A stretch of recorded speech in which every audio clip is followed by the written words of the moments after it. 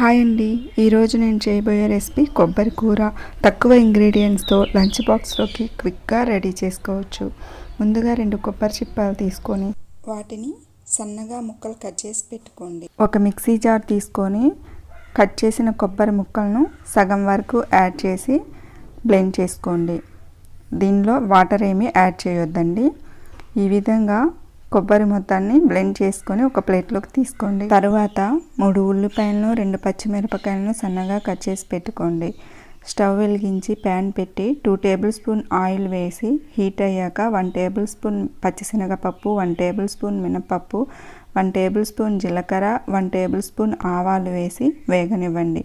ఇందులో కరివేపాకు కూడా వేసుకోవచ్చండి, అది ఆప్షనల్ మాత్రమే.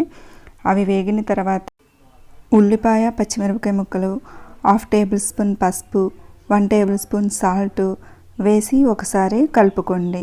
ఈ విధంగా మంటను మీడియం ఫ్లేమ్లో అడ్జస్ట్ చేసుకొని మూత పెట్టి 5 నిమిషాలు అలా మగ్గనివ్వండి. ఆ తర్వాత మూత తీసి మళ్ళీ ఒకసారి కలుపుకోండి. ఈ విధంగా ఆనియన్స్ని 2-3 టైమ్స్ చెక్ చేసుకుంటూ మూత పెట్టి మగ్గనివ్వండి.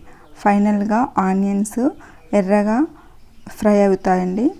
ఆ తర్వాత ఒకసారి కలుపుకొని మనం గ్రైండ్ చేసి పెట్టుకున్న కొబ్బరి తురుమును యాడ్ చేయండి. ఇదంతా కలిసేటట్టు ఒకసారి కలుపుకోండి. ఈ విధంగా కలుపుకొని మూత పెట్టి 2-3 మినిట్స్ అలా మగ్గనివ్వండి. ఆ తర్వాత మూత తీసి టేస్ట్కి సరిపడా సాల్ట్, 1 టేబుల్ స్పూన్ కారం, ఇందులో ఉప్పు కారం కొంచెం ఎక్కువగానే పడతాయండి. ఇది మొత్తం కలిసేటట్టు ఒకసారి కలుపుకోండి. మంటను లో ఫ్లేమ్లో అడ్జస్ట్ చేసుకొని ఇలా కలుపుతూ కొబ్బరిని వేగనివ్వాలి.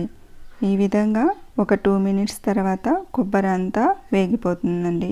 స్టవ్ ఆఫ్ చేసుకొని సర్వింగ్ బౌల్లో సర్వ్ చేసుకోవడమే. ఎంతో టేస్టీ అండ్ హెల్తీ కొబ్బరి కూర రెడీ అయిపోయిందండి. మీరు కూడా ట్రై చేసి ఎలా వచ్చిందో నాకు కామెంట్ చేయండి. నచ్చితే లైక్ చేయండి. నా ఛానల్ని సబ్స్క్రైబ్ చేసుకోండి. Thank you for watching.